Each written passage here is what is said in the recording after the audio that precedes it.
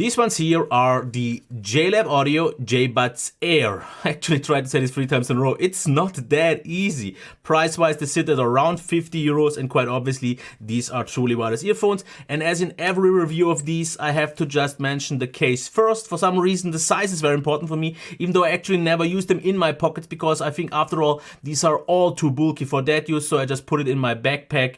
And here I have to say, when it comes to this one here, that it's at the slightly more bulky side. Because let's compare these with a few bigger ones, like here, for example, as you can see here, especially for example the JBuds Run, which is the most extreme case.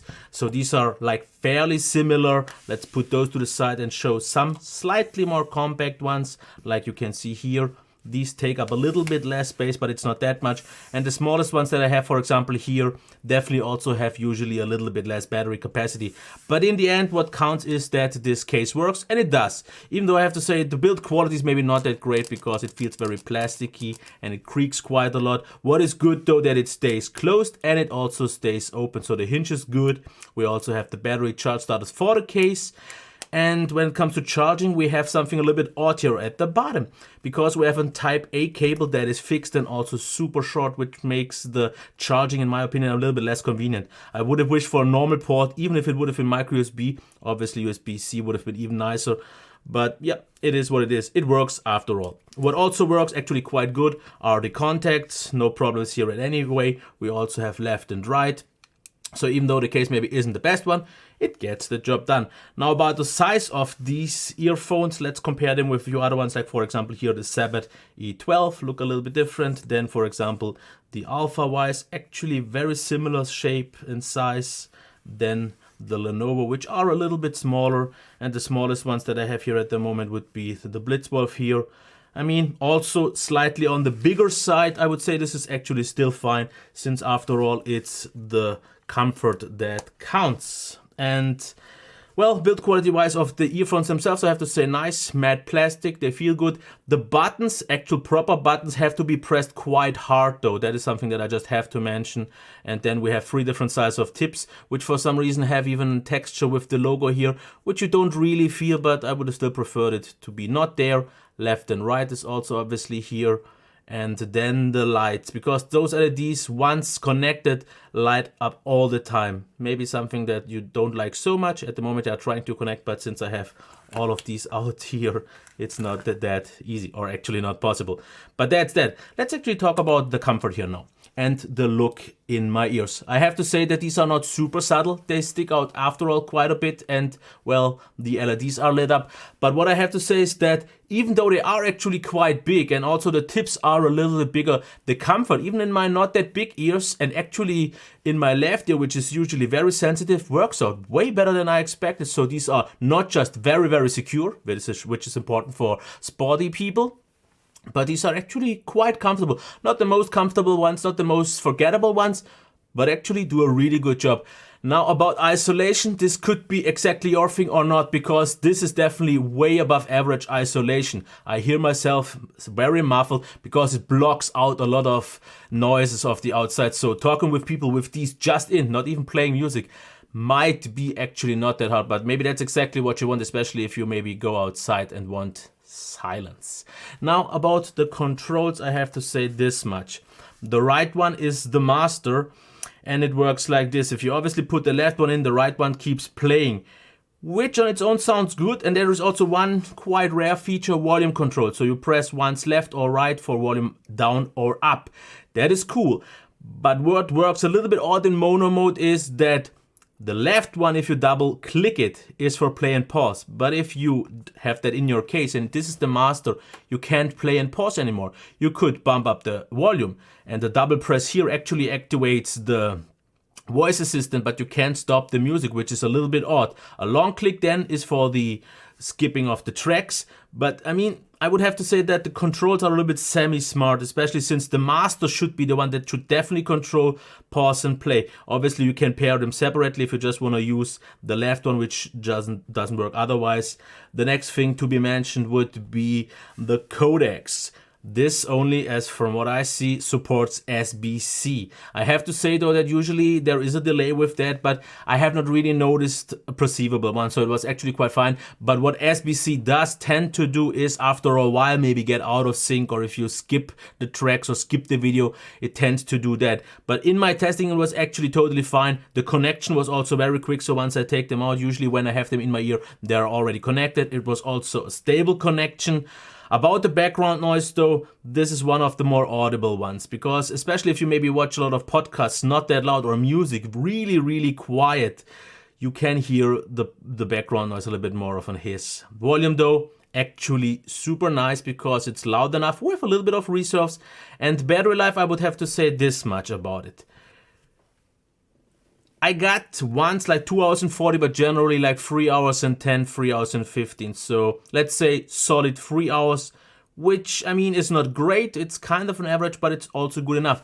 Now what I also have to mention is one feature that these ones have. If you triple click on the right one, you can change through 3 different sets of presets for the equalizer, which I have to say in my case though did not properly work, because when I switch from the default JLab audio preset to the one that is bass and also balance, what I had as a little bit of an issue was that the sound wasn't at the same volume on both earpieces anymore. So I contacted JLab, they actually shipped mine back and I got a new one, but the new one has the exact same thing. So I don't know what it is, but there is definitely a difference in terms of volume.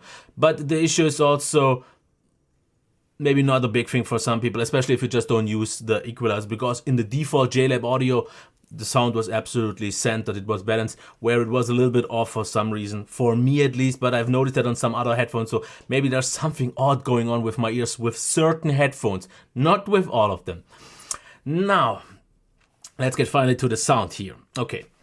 Soundstage and imaging, I would say, is normal width, so not super wide. Actually, more so maybe a little bit on the smaller side, but for the price, it's actually totally fine. The imaging also, even though I would have to say that instruments do overshadow the vocals a little bit because of the heavy bass, but it's a good bass. I'm getting into that in a second. And dynamic range, I would say, is okay. Nothing special for this price. You can't really expect that yet. Sound signature, though, is like this one. Heavily emphasized bass, but it's a good bass, like I said, so it's not actually an issue. And then we have mids that are not recessed too much. Actually, they do a fine job, actually surprisingly strong. And then we have highs that are just about high enough, so they are not ever muffled, but what they are also never is kind of sibilant or something like that. So generally, I would say they are not maybe super balanced because of the bass, because of the focus on that. But therefore, I would also say that especially people who want a nice mainstream sound or a bass-focused sound will actually be very happy. And what they are also easily is very long-term friendly, because they are just not really kind of demanding too much or something like that. Now about the actual qualities of the specific criteria like bass. Sub bass actually impressive because it's a very strong, quite heavily emphasized, but just a little bit more maybe like oomphy or boomy bass, but not in a negative way actually. So pretty impressive in that regard. Then we have a general bass that has a strong presence. It's definitely the main character here, but it's a clean, it's a good, it's a I would say tight enough for this price range bass that this is actually a strong point and not a negative point like I usually say on bass heavy speakers, because the bass is good.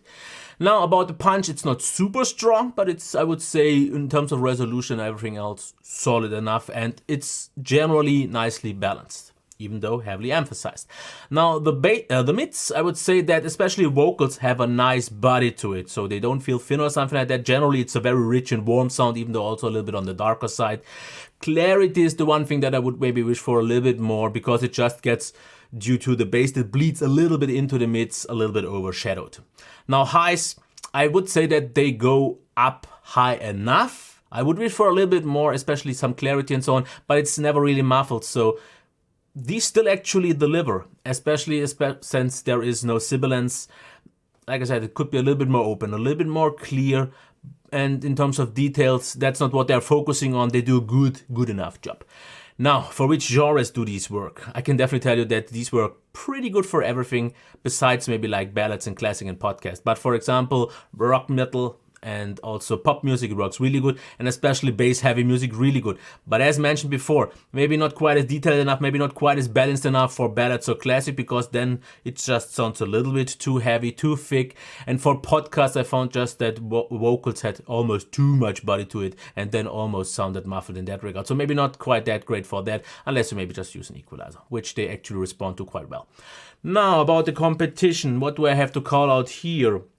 Obviously, once again, the FYE2 from Blitzwolf, which I have to say sound a little bit more balanced, also a little bit of an emphasized bass, but generally they don't quite have that impressive bass. They are cheaper, the comfort is a little bit better, battery life. I would actually have to reconfirm at some point because I got 4 hours, which would be noticeably better, but generally these are still kind of my lower budget recommendation. Then there are the Liberty Lite and also the Lenovo TVS, which are both actually pretty similar in terms of soundstage or sound signature, because these both are also a little bit bass emphasized, but not quite as much as the JBuds.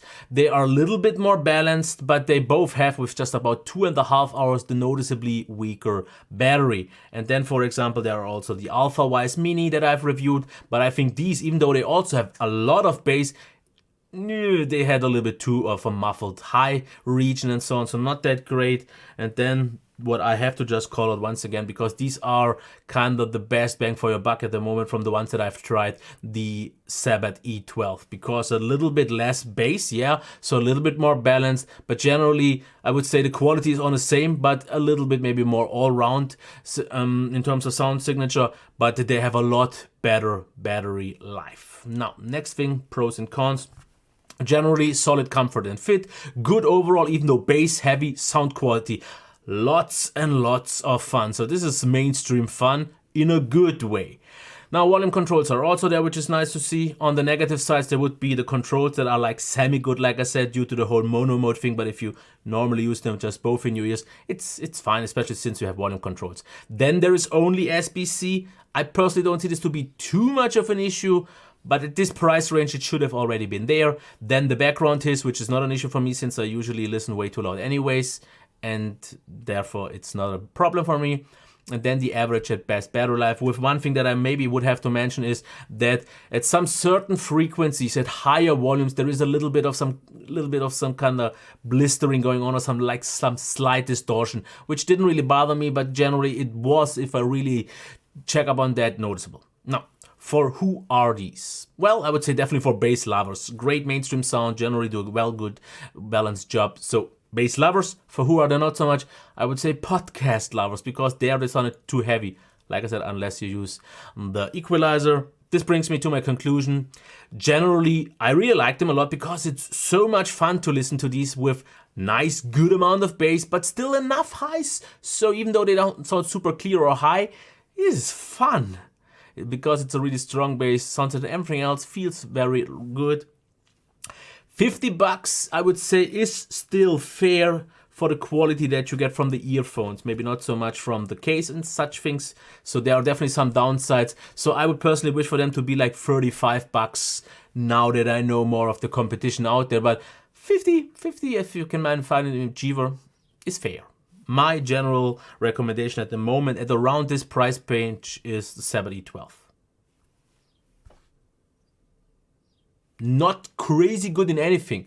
Besides battery life, they are very well overall balanced. Okay, that was it. I hope you liked it. Until next time, bye.